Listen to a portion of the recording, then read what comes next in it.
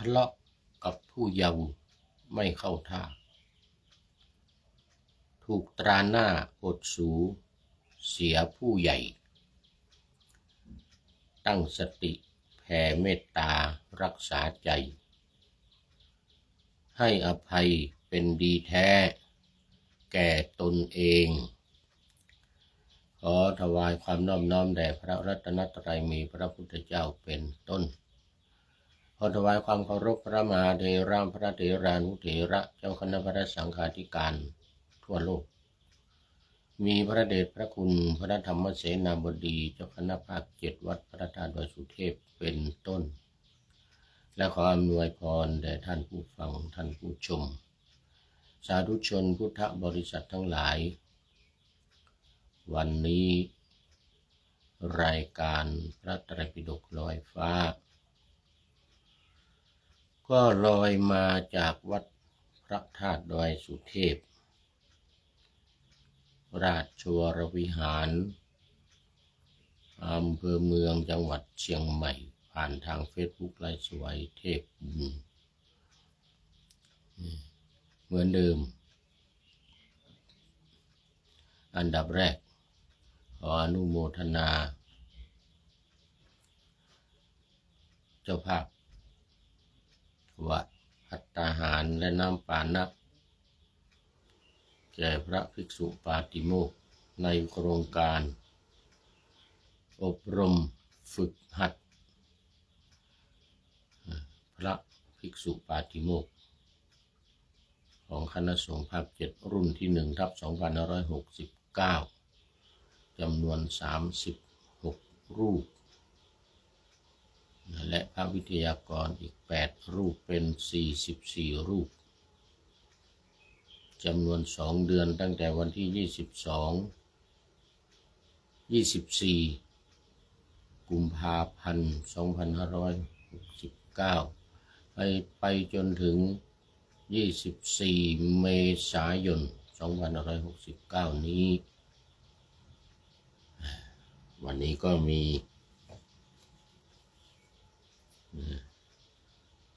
พระครูปริยัติเจติยานุรักษ์ผู้ช่วยศาสตราจารย์ดร.วัดพระธาตุดอยสุเทพก็เป็นผู้อำนวยการสำนักวิชาการมหาวิทยาลัยมหาจุฬาลงกรณราชวิทยาลัยวิทยาเขตเชียงใหม่2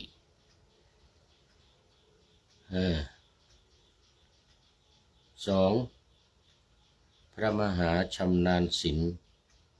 ธรรมวโรวัดพระธาตุศรีจอมทองก็เป็นพระวิทยากรอยู่ที่นี่ปริญญาธรรม7ประโยคเป็นพระวิทยากรด้วยแล้วก็วันนี้เป็นเจ้าภาพภัตตาหารและน้ำปานะร่วมกันกับท่านพระครูปริยัติเจติยานุรักษ์ในวันนี้ขอโมทนาขอบคุณเป็นอย่างยิ่งและขออำนวยอวยพรให้มีความสุขมีความเจริญมุ่งมา่ปรารถนาสิ่งใดอันเป็นไปโดยชอบประกอบด้วยธรรมขอให้พลันสำเร็จในที่ทุกสถานในการทุกเมื่อเทินแน่ขอต้อนรับดอกฮักซิตี้สาธุครับผมอำเภอสันทรายจังหวัดเชียงใหม่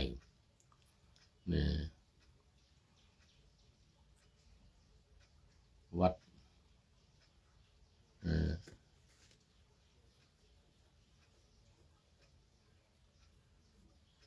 ลืมชื่อไปนี่แหละดอกฮักนี่แหละห้วยฮักวัดห้วยฮักอำเภอสันทรายจังหวัดเชียงใหม่รู้สึกว่าจะเป็นตำบลหนองแฝกนะตำบลหนองแฝกอำเภอสันทรายจังหวัดเชียงใหม่ขอบคุณมากครับนี่เป็นท่านแรกเข้ามาแต่หัวรุ่งเรียกว่าไก่ยังไม่ทันหู สุริโยยังไม่จับขอบฟ้าปะหน้าธรรมาสยังไม่เสร็จนะเนี่ยปะหน้าธรรมาสยังไม่เสร็จก็เข้ามาแล้วเป็นท่านแรกในวันนี้นะเอาสำหรับท่านที่จะร่วมเป็นเจ้าภาพเพิ่มเติมก็ขอให้ติดต่อมาได้ที่ท่านอาจารย์พระมหาสกุล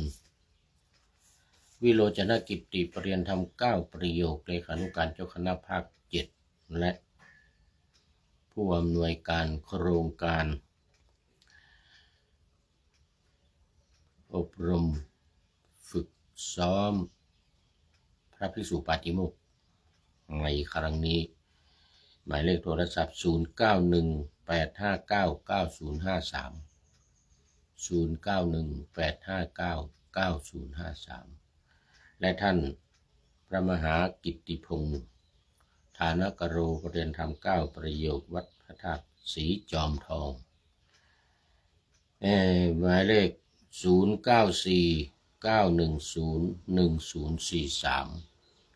0949101043นี่ก็ติดต่อกันเข้ามาได้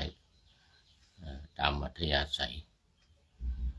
หรือจะโอนเข้าบัญชีกสิกรไทยนามวัดพระธาตุดอยสุเทพหมายเลขบัญชี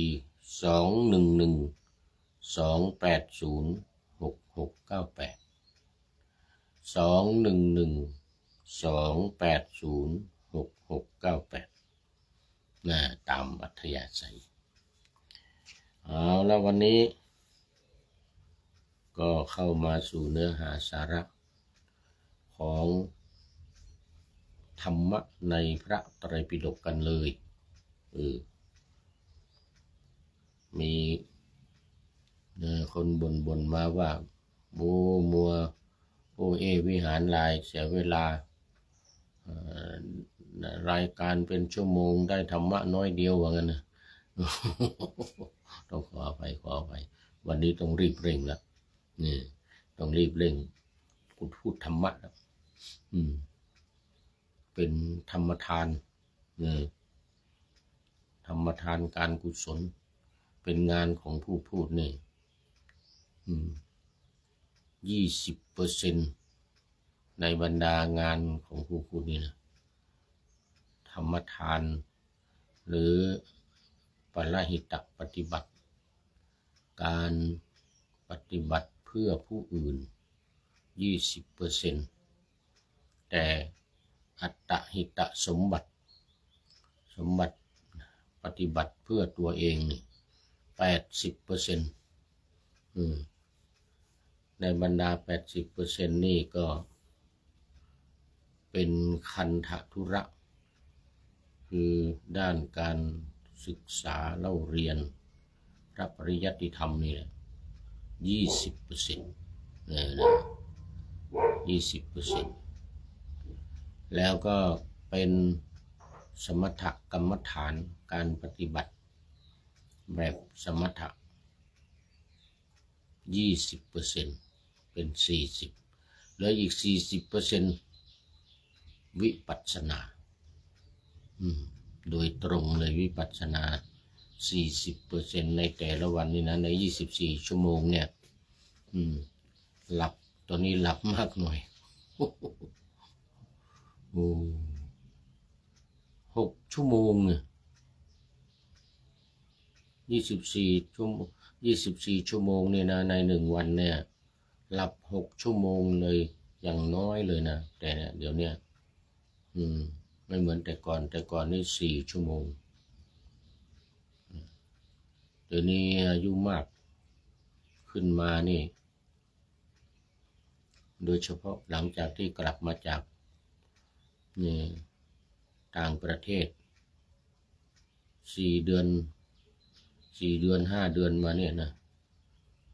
3 เดือนแรกนี่ก็ยังเหมือนเดิมอยู่นอนดึกนอนไม่หลับตามเวลาต่างประเทศตอนกลางคืนมันเป็นกลางวันอยู่ทางโน้นพ พอหลังจาก4 เดือนมานี่นะโอ้ตอนนี้หลับสบายเลย3 ทุ่มก็ง่วงแล้วปรับเวลาได้ตามท้องถิ่นตื่นตอนเช้าเนี่ยตี 5บางทีไปทำวัดก็ไม่ทันเพราะว่าบนวัดนี่ตี 5นี่ก็ตี 4 ครึ่งนี่ก็หลวงพ่อไปนั่งทำสมาธิแล้วโอ้ตอนนี้ขอต้อนรับท่านอาจารย์สมภารลัมมนาเข้าไปดูโปรไฟล์แล้วไม่รู้จังหวัดขออภัยมันไม่ได้บอกไว้ว่าวัดอะไรจังหวัดไหนตำบลอำเภอจังหวัดไม่มีสาธุขอบคุณมากนะนู่นบางที6-7 ชั่วโมงหลับบางทีเข้านอน4 ทุ่มนี่นะ5 6 1 2 3 4 5 6 7 ชั่วโมง6-7 ชั่วโมงเลยนะแต่ตามหลักเนี่ยเขาก็บอกว่าต้องให้ได้สัก8 ชั่วโมงให้ได้สัก8 ชั่วโมงแต่บางวันก็8 ชั่วโมงนะตื่นมา6 โมงไปทำวัดไม่ทันตี 5 ครึ่งนี่ตี 5นี่ต้องขึ้นไปแล้วเพราะหลวงพ่อนั่งทำสมาธิแล้วตอนตี 4 ครึ่งเป็นต้นมา1 ชั่วโมงนะตอนเช้านี่นั่งทำสมาธิตี 4 ครึ่งถึงตี 5 ครึ่งเริ่มทำวัดเช้าแล้วก็สวดกรรมฐาน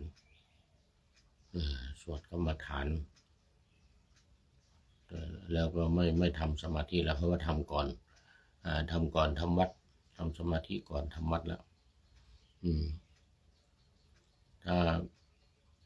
ไปทันนี่นะตี 4 ครึ่งต้องขึ้นไปแล้ว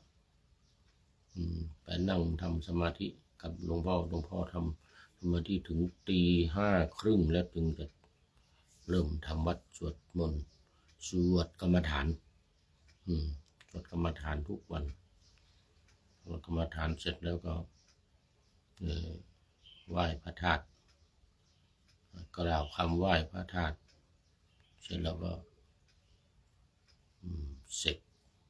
จบตอนเช้า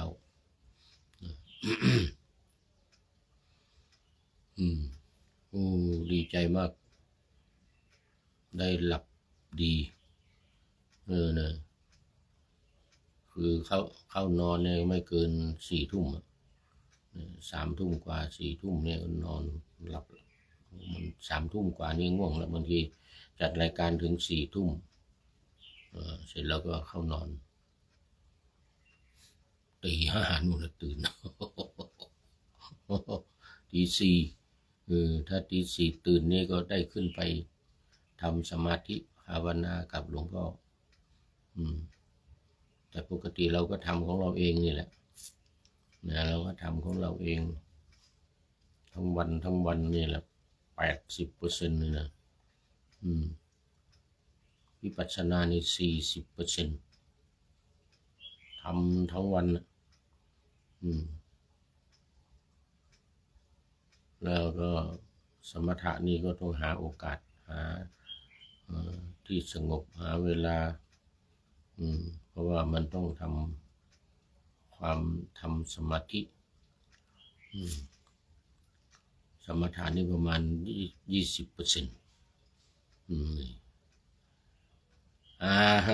เดี๋ยว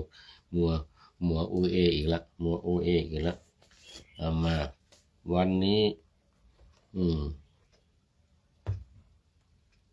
พระไตรปิฎกเล่มที่20เหมือนเดิมพระสุตตันตปิฎกนี่นะ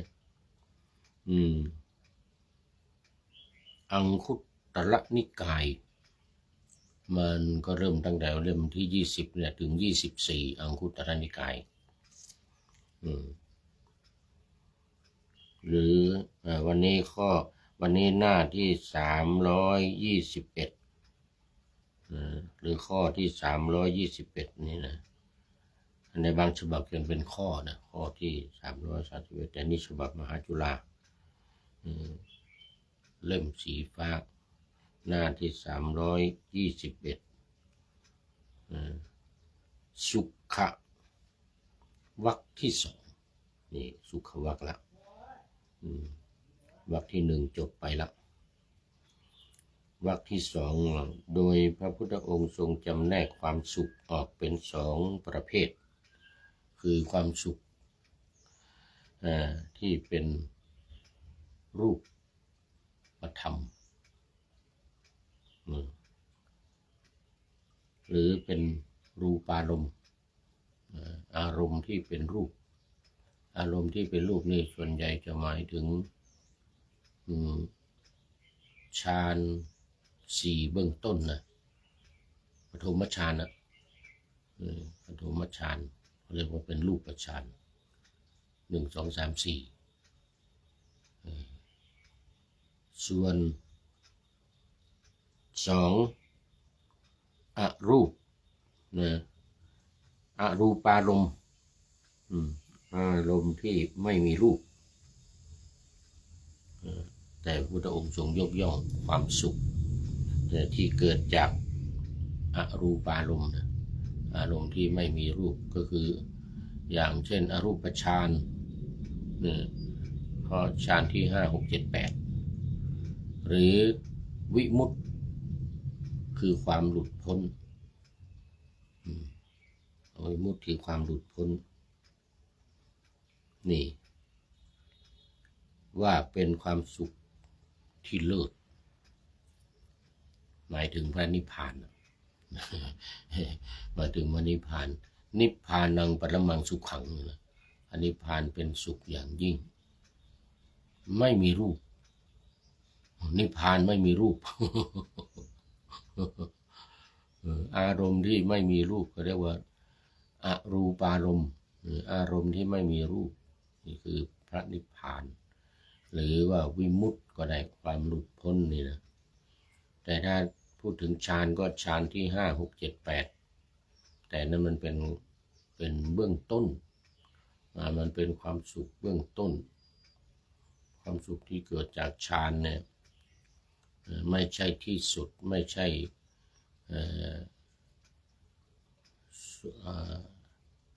เป้าหมายสูงสุด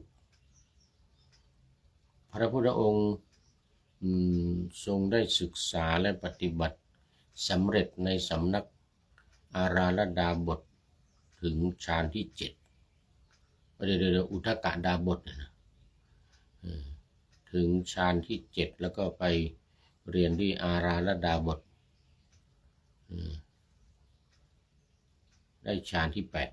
8เป็นความสุขเป็นฌานที่อาจารย์สอนได้แค่นี้แล้วนอกเหนือไปจากนี้มีอีกไหมไม่มีแล้วพระพุทธองค์จึงทรงอำลาอาราลดาบทอุทกดาบทซึ่งตอนหลังมานี่ตายแล้วก็ไปเป็นพรหมแค่พรหมแค่ชั้นพรหมถ้าเป็นเทียบกับสมณศักดิ์ปัจจุบันก็แค่รองสมเด็จ ไม่ถึงสมเด็จ โอ้ท่านนายพลมาแล้วท่านนายพลนเรศจิตรักโอ้วันนี้มาเป็นอันดับ2เลยนี่3 อันดับ 3 กราบนมัสการครับหลวงพ่อครับว่าไงนะรับพรแต่เช้าครับผมโอ้ท่านนายพลรับพรแต่เช้าเลยวันนี้จั่วหัวด้วยอย่าทะเลาะกับผู้เยาว์แจ่มแจ้งครับว่าไงนะได้มาเมื่อวานได้มาเมื่อวานแล้วมันมีท่านนายพลไม่เห็นเขียนว่าทะเลาะกับแฟนน่ะสมัยก่อนเคยเห็นพูดนะ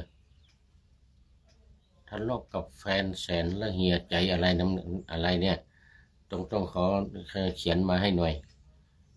ทะเลาะกับแฟนเนี่ยมีที่มานี่มีทะเลาะกับผู้ใหญ่ทะเลาะผู้เยาว์ เออทะเลาะกับแฟนยังไม่เห็นมีสมัยก่อนเห็นพูดอยู่ทะเลาะกับแฟนแสนหรือเหียใจหรืออะไรทุกอย่างเนี่ยนะขอเขียนให้หน่อยเด้อขอเขียนมาให้หน่อยต้องเอามาจั่วหัวอย่างว่าเนี่ยแล้วเป็นข้อคิดประจำรายการทะเลาะกับแฟนแค้นใจที่สุดเนี่ยทะเลาะกับแฟนแค้นใจที่สุดแล้วก็ว่าให้จบมีให้จบบทหนึ่งอ่ะให้จบบทหนึ่งเหมือนผู้เยาว์เนี่ยนะเหมือนผู้เยาว์เหมือนผู้ใหญ่ผู้เยาว์ผู้ใหญ่ผู้หญิงผู้เยาว์ผู้ใหญ่ผู้หญิงหรือกระเทยนี่นะเขาเขียนให้เต็มหน่อยเขียนให้เต็มทั้งบทเลยเขียนให้เต็มทั้งบททะเลาะกับแฟนแค้นใจที่สุดเลยนะโอ้นี่นะโมทนาขอบคุณมากเอามาวันนี้เรื่องความสุขวรรคที่สองสุขวรรคที่สองพระสุตตันตปิฎกเล่มที่20อังคุตรนิกายข้อที่321หรือบางแห่งบางฉบับว่าข้อที่321แต่ฉบับนี้เป็นหน้าที่321สุขวรรคมีสุขอยู่2อย่างก็คือสุขภายในกับสุขภายนอกนี่นะเรื่องของมันนะสุขที่มีรูปเป็นอารมณ์และสุขที่ไม่มีรูปเป็นอารมณ์นะเนื้อหาสาระสำคัญนะของสุขวรรคนี้ก็คือสุขวรรคที่2นี่คือ1สุขที่มีรูปเป็นอารมณ์ได้แก่ความสุขที่เกิดจากการรับรู้ทางตาหูจมูกลิ้นกายตาหูจมูกลิ้นกายหรือกามสุขนั่นเองกามสุขที่มีที่ในธรรมจักรกับปวัตตนสูตรที่พุทธองค์ตรัสว่ากามสุขันธิกานุโยโคกาเมสุกามสุขันธิกานุโยโคการประกอบยึดแน่นเหมือนยางเหนียวเนี่ยนะในกามสุขคือความสุขที่เกิดจากกามคุณทั้ง5ตาหูจมูกลิ้นกายเนี่ยผ่านทางตาผ่านทางหูผ่านทางจมูกผ่านทางลิ้นผ่านทางกายเรียกว่ากามคุณ5และนี่เป็นความสุขที่พระพุทธองค์ตรัสว่าเป็นฝ่ายหย่อนยานเป็นความสุขก็จริงแต่ว่าเป็นฝ่ายหย่อนยานทงเทงเนี่ยยานที่สุดเลยส่วนสุดก็เรียกว่าส่วนสุดฝ่ายหย่อนยานแต่มันคู่กันกับส่วนสุดฝ่ายสูงฝ่ายเคร่งครัดนะเขาเรียกว่าอัตตกิลมัฏฐานุโยคอัตตกิลมัฏฐานุโยคก็คือส่วนที่เป็นส่วนสุดฝ่ายเคร่งครัดอัตตะลำบากทำตัวเองให้ลำบากอัตตกิลมัฏฐานุโยคแปลว่าการประกอบยึดติดแน่นมีคำว่าแน่นด้วยนะมันมีคำว่า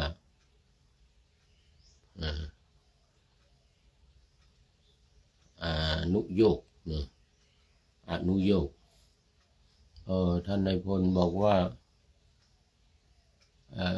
ทะเลาะกับหัวปวดหัวที่สุดมีทะเลาะกับหัวด้วย นี่ทะเลาะกับแฟนเนี่ยหมายถึงผู้ชายใช่ไหม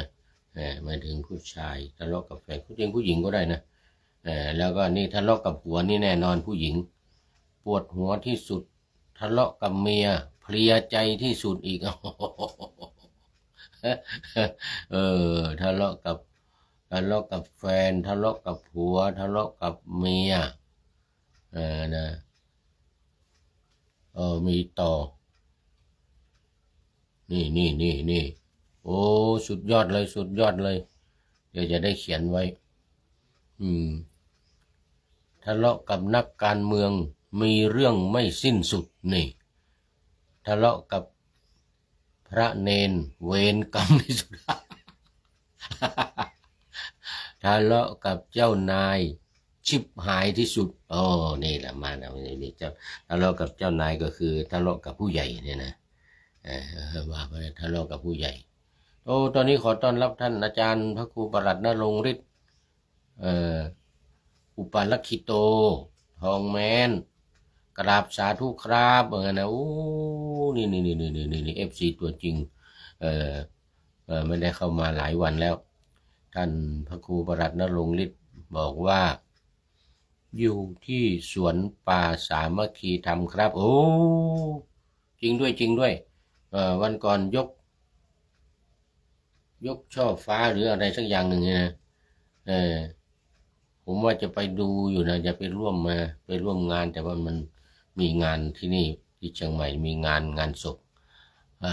อคุมงานก่อสร้างศาลาอยู่ครับว่างั้นโอ้สาธุเดี๋ยวผมไปดูไปชมศาลาสามัคคีสวนป่าสามัคคีธรรมสร้างศาลาปฏิบัติธรรมนี่แหละสุดยอดสุดยอดเป็นเป้าหมายสูงสุดในพระพุทธศาสนาละนี่ที่ปฏิบัติธรรมนี่นะที่ปฏิบัติธรรมเนี่ยเป็นสัดเป็นส่วนโดยเฉพาะการทำสมถกรรมฐานเนี่ยนะต้องมีที่ปฏิบัติธรรม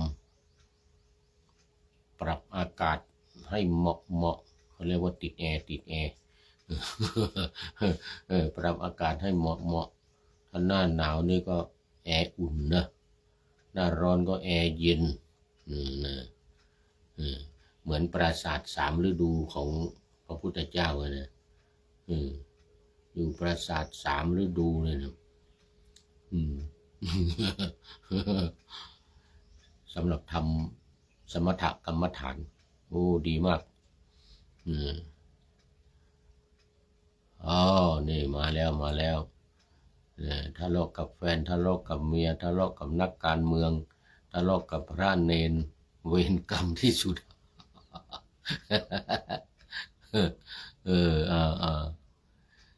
ทะเลาะกับเจ้านายชิบหายที่สุดนะโอ้ดีมากขอบคุณมาก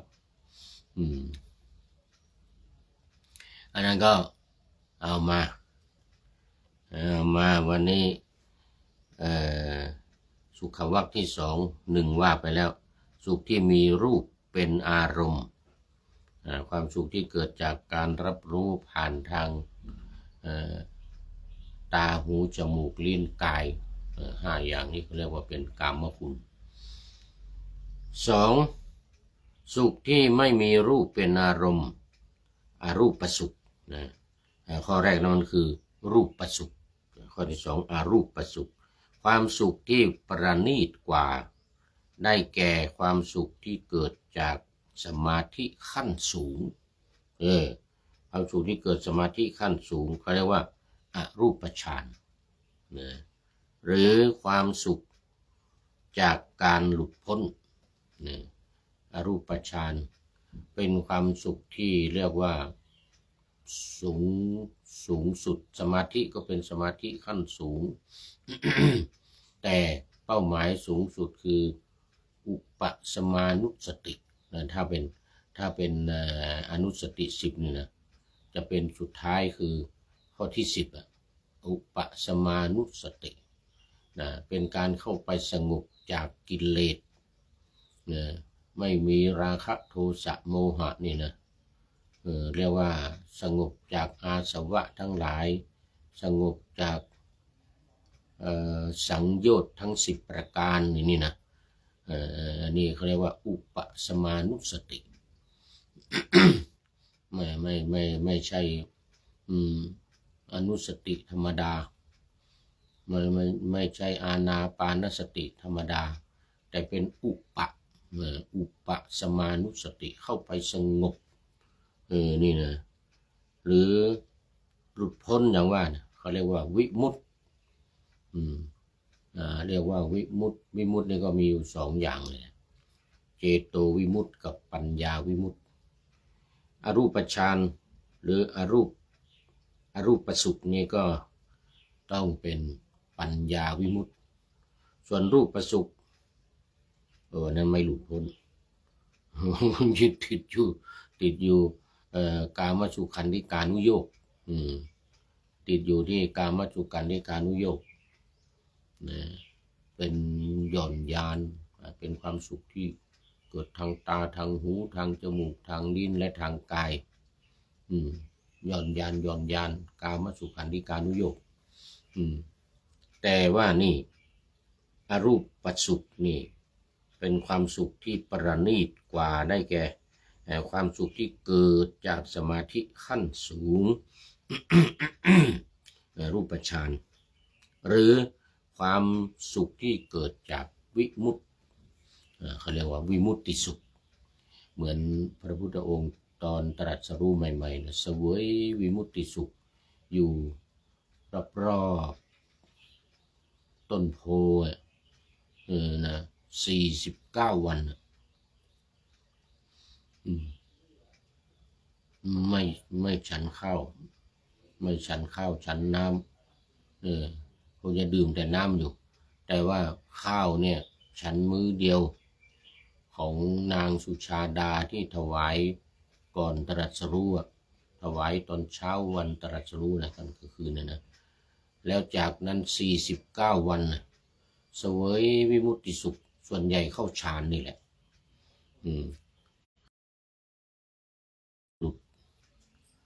มันหลุดไปโฆษณาที่จะให้อินสตอนสแตนเป็นความสุขเขาเรียกว่าความสุขเสวยวิมุตติสุขความสุขที่หลุดพ้นจากกิเลสอาสวะทั้งหลายหรือเราเรียกกันว่านิพพานก็ได้เป็นความสุขที่สุดยอดความสุขที่เกิดจากสมถกรรมฐานวิปัสสนากรรมฐานส่วนใหญ่จะเป็นวิปัสสนากรรมฐานสมัยนั้นนะสมัยพระพุทธองค์นี้สมถะไม่ค่อยนิยมเท่าไหร่นะมีอยู่บ้างนานๆทีรูปที่จะได้บรรลุธรรมโดยสมถะนี่นะตัวอย่างเช่นพระจุลปันถก นานๆจะมีพุทธองค์ที่จะให้ทำสมถะนี่นะจุลปันถกที่เอาผ้าขาวให้ไปถือแล้วก็รัชโชหรนังรัชชังหรติให้บริกรรมรัชโชหรนังรัชชังหรติเนี่ยนะเป็นฝ่ายสมถกรรมฐานจนมามองดูผ้ามันดำเพราะว่าขี้มือเหงื่อออกผ้ามันดำเลยได้บรรลุเป็นพระอรหันต์ซึ่งมาเปรียบเทียบกับจิตที่บริสุทธิ์แต่มีกิเลสลอยเข้ามาเหมือนกับผ้าเนี่ยผ้าขาวๆที่พุทธองค์ประทานให้เนี่ยเดี๋ยวนี้มันดำซะแล้วเพราะว่ามือจับขี้มือขี้เหงื่อขี้ใครเข้ามาจับผ้ามันสีดำอันนี้ทำสมถะให้ทำสมถะรัชโชหรนังรัชชังหรติอย่างเงี้ยนะให้บริกรรมเพราะว่าเนื้อที่ให้ทำสมถะนี่เพราะอะไรเพราะว่าจุลปันถกเนี่ยหัวทื่อหัวเขาเรียกว่าไม่รู้ธรรมสอนธรรมไม่รู้พระพี่ชายมหาปันถกสอนมา4 เดือนตลอดพรรษาไม่รู้ขี้รู้ตด ได้บทเดียว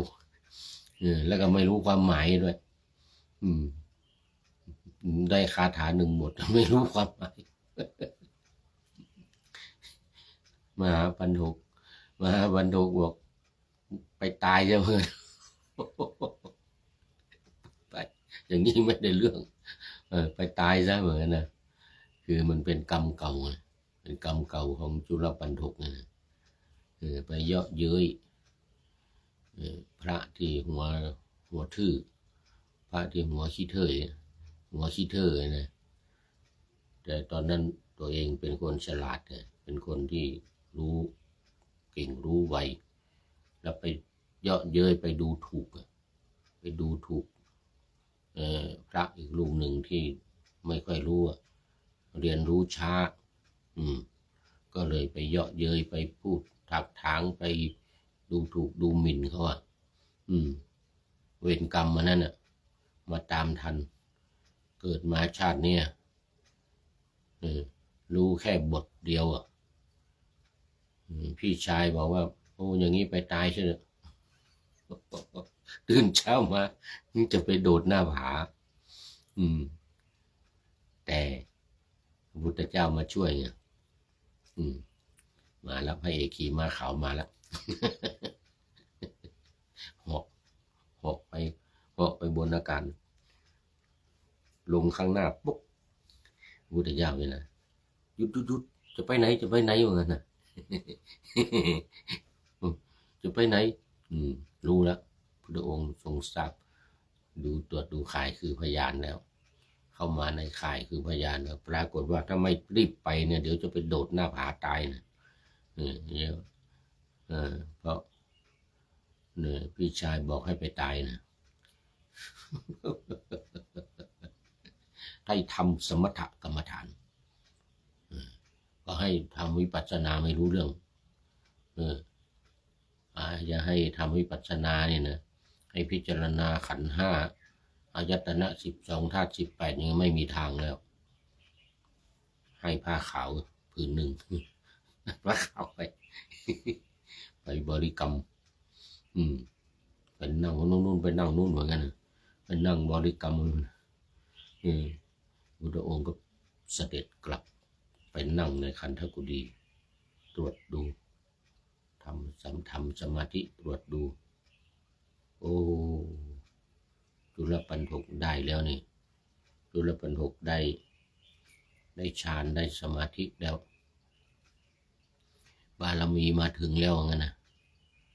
เสด็จไปอีกโอ้มันไม่ไปฉายฉัพพรรณรังสีฉายแสงไปจุลปันธกนั่งแสงมาแล้วนี่เสมือนพระพุทธเจ้าฉายแสงมาแล้วมานั่งอยู่ข้างหน้านะพระพุทธเจ้ามาแล้วโอ้จุลปันธกบรรลุเป็นพระอรหันต์เพราะผ้าสีขาวมันดำนี่เขาเรียกว่าให้ทำสมถะเนี่ยมีจุลปันธกเนี่ยเป็นหนึ่งในการให้ทำสมถะนะแล้วมีอีกคนหนึ่งอีกรูปหนึ่งเป็นลูกชายของช่างทองมาบวชเป็นลูกศิษย์ของพระสารีบุตรเนี่ยสัทธิวิหาริกของพระสารีบุตรไอ้นี่ก็เหมือนกันนี่ก็เหมือนกันวิปัสสนาสอนมา4 เดือนท่านสารีบุตรสอนวิปัสสนาให้4 เดือนไปปฏิบัติอยู่ในป่าไม่ได้ผลวิปัสสนาไม่ได้มันต้องไปกราบทูลพระพุทธเจ้าให้สมถะ ให้ทำสมถะโดยการเนรมิตดอกบัวทองคำดอกบัวสีทองคำโอ้ดีใจมากดีใจมากชื่ออะไรลูกศิษย์ของพระสารีบุตรเนี่ยนะเป็นช่างทองเป็นลูกของนายช่างทอง พระสารีบุตรให้วิปัสสนายังไงก็ไม่ได้ผล4 เดือนเลยไปขอพระพุทธเจ้าพระพุทธเจ้าก็ให้ดอกบัวไปเพ่งไปดูพิจารณานู่นไปนู่นน่ะท้ายวัดนู่นนะนู่นไปท้ายนู่นให้ก่อกองทรายขึ้นแล้วก็เอาดอกนี้ปักบนกองทรายนั้นนั่งเพ่งดูพิจารณากันเสร็จแล้วพระองค์ทำไงทำให้มันเหี่ยวดอกทองคำนี่นะนี่พระเจ้านี่โชว์ลวดลายโชว์ลวดลายละให้มันเหี่ยวให้มันเหี่ยวแห้งลงไปแล้วมีเด็กๆที่มาเล่นในสระบัวเนี่ยนะเรามากันถอนดอกบัวดอกปทุมเนี่ยนะเรามาทิ้งบนบกข้างๆที่พระนั่งพิจารณาธรรมอยู่นะดอกบัวเป็นไงพอถอนออกมาแล้วมันก็เหี่ยวแห้งมันก็เหี่ยวไงจากดอกบัวสวยๆสีเขียวสีขาวสีแดงอะไรดอกบัวดอกปานดอกอะไรในสระเนี่ยเด็กๆมันมาเล่นกันแล้วก็มันก็ถอนแล้วก็ขึ้นมาวางบนบกมันก็เหี่ยวแห้งแป๊บเดียวเองถอนออกมามันก็เหี่ยวแห้งแล้วดอกบัวที่พุทธองค์ทรงเนรมิตให้เนี่ยมันก็เหี่ยวแห้งเปลี่ยนแปลงไปก็มาเทียบกับจิตจิตของเราเนี่ยมันก็จะเหี่ยวแห้งไปเหมือนกับดอกบัวนี่แหละว่างั้นนะเหมือนกับดอกบัวดอกทองคำเนี่ยนะเข้าฌานได้สมาธิเป็นพระอรหันต์นี่สมถะเหมือนกันแล้วก็มีเจ้าหญิงอีกคนหนึ่งเจ้าหญิงสักกิยานีเนี่ยนะชื่ออะไรเจ้าหญิงสักกิยานีที่สวยลุ่มหลงในความสวยของตัวเองนะวิปัสสนาสอนไปเถอะไม่มีทาง ต้องสมถะไปบวชเจ้าหญิงนี่นะไปบวชแล้วก็ไม่ยอมไปหาพระพุทธเจ้ากลัวพระพุทธเจ้าจะด่าไม่ด่าหรอกคือจะพูดเรื่องอนิจจังทุกขังอนัตตาเนี่ยพระพุทธเจ้าจะพูดเรื่องความสวยงามของตัวเองเนี่ยนะเดี๋ยวจะไปเปรียบเหมือนกับขี้เหมือนกับอะไรเหมือนนางมาคันธิยานะพระพุทธเจ้าว่ามีแต่ขี้นะเจ้าหญิงนี่ก็เจ้าหญิงโลหินีหรือไงก็ไม่ใช่โลหินีเจ้าหญิงสักกิยานีเนี่ยไม่ยอมไปหาพระพุทธเจ้าเพราะว่ากลัวพระพุทธเจ้าจะตำหนิจะพูดเรื่องความสวยความงามของตัวเองนี่นะแต่เมื่อบารมีมาถึงก็ไปเหมือนกันนะไปเหมือนกันบวชแล้วบวชเป็นภิกษุณีแล้วไปหลังไปตามภิกษุณีทั้งหลายไปนั่งอยู่ข้างหลังสุดนุ่นนี่นะต้องสมถะนะโดยวิปัสสนาไม่ได้แล้วไม่ได้บรรลุแล้วว่าหลงไหลในความสวยงามของตัวเองนะพระพุทธองค์ก็เนรมิตนะทีนี้เนรมิตหญิงสาวคนหนึ่งให้เห็นแต่เจ้าหญิงคนนี้คนเดียวคนอื่นไม่เห็นยืนโบก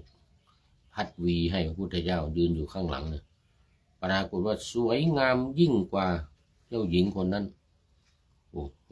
ทั้งหน้าทั้งตาทั้งปากคิ้วคางหูตาคิ้วคางนี่โอ้โหมันสวยผิวนี่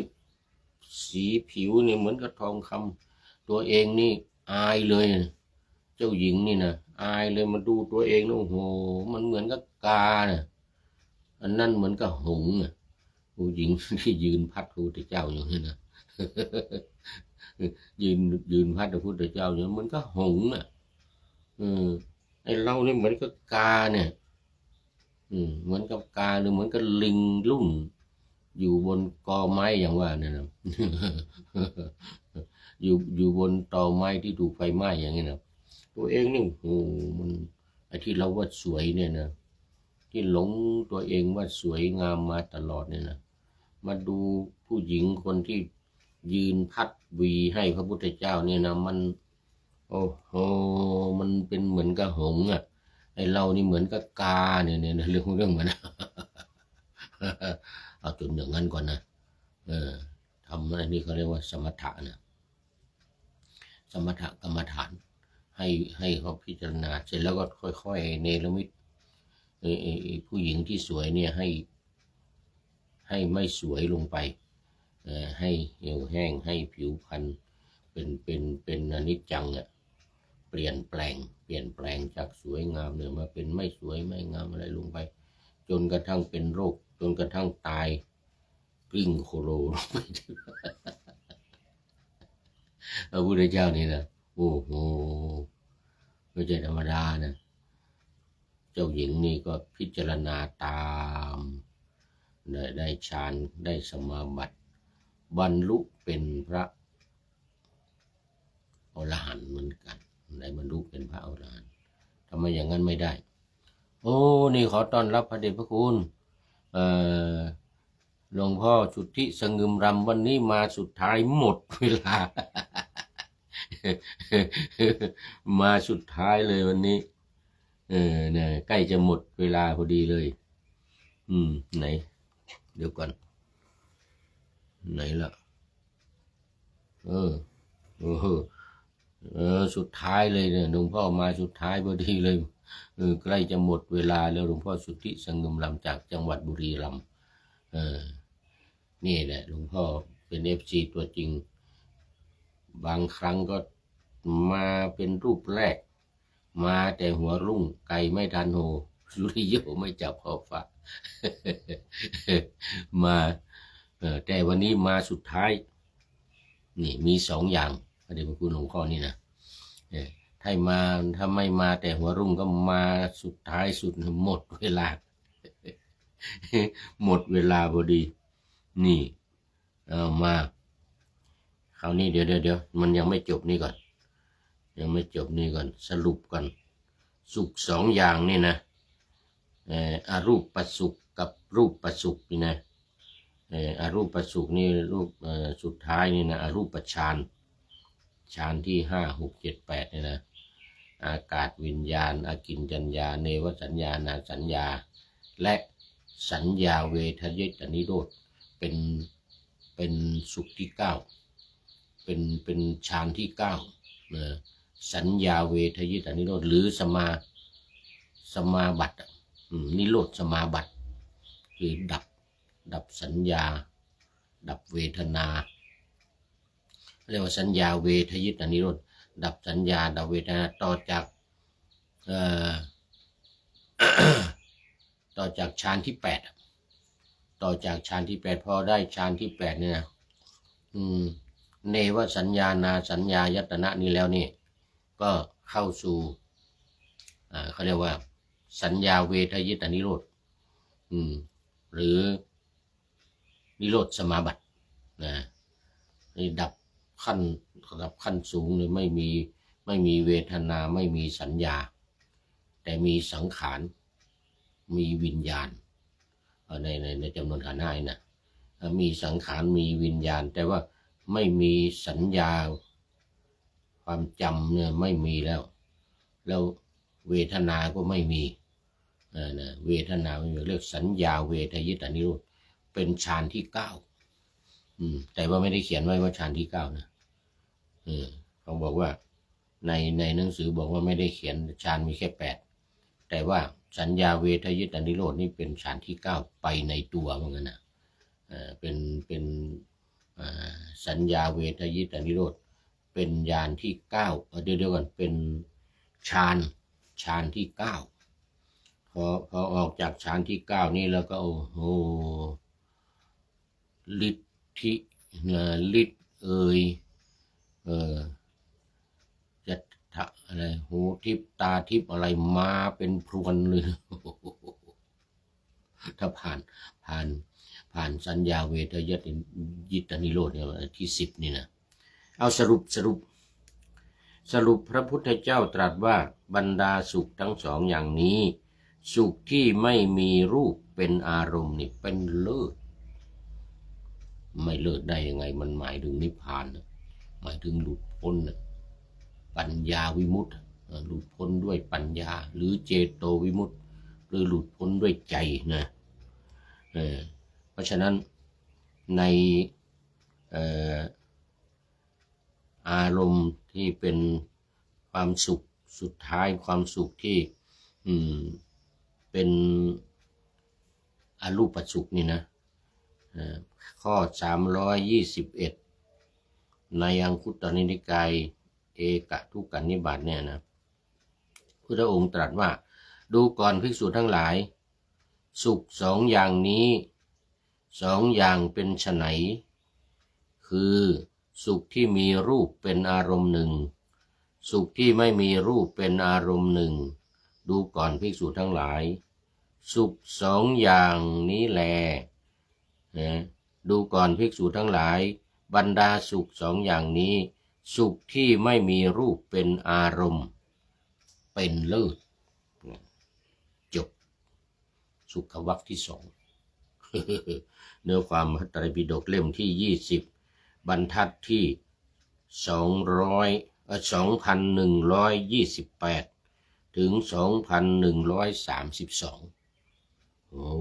28ถึง32หน้าที่91หน้าที่91ในที่เป็นหน้านี่นะตกลงในพระสูตรนี้321เนี่ย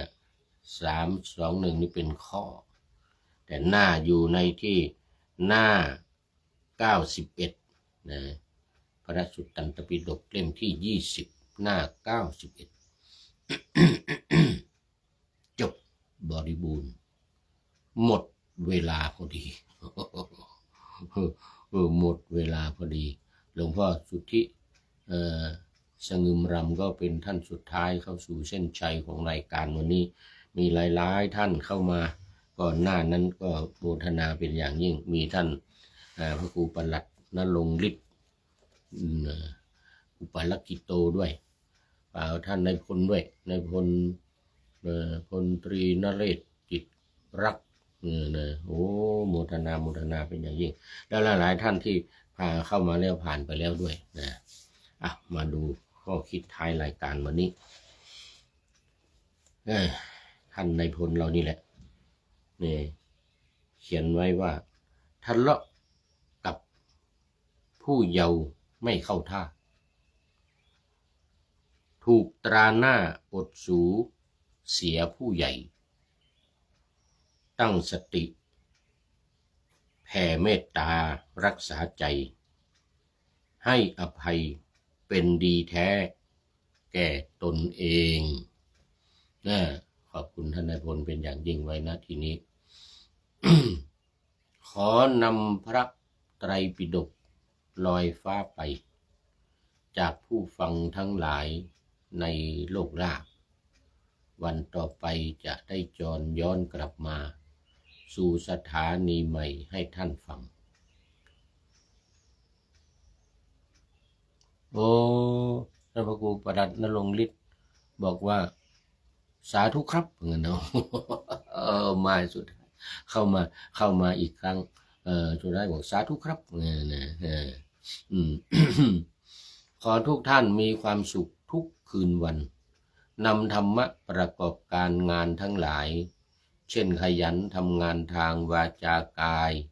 ใจขวัญขวายกิจการงานนานาบำเพ็ญสาธารณประโยชน์เว้นสิ่งที่มีโทษโหดเยี่ยงสาประกอบแต่กรรมดีมีราคาแสวงหาเงินทองครองใจคนเสียสละพละทรัพย์นับมากน้อยไม่ให้ล้านก็ให้ร้อยไม่ด้อยผลเอื้อคนรวยช่วยคนยากฝากคนจนให้ทุกคนท เท่ากันมาตรฐานเดียวขอเจริญพร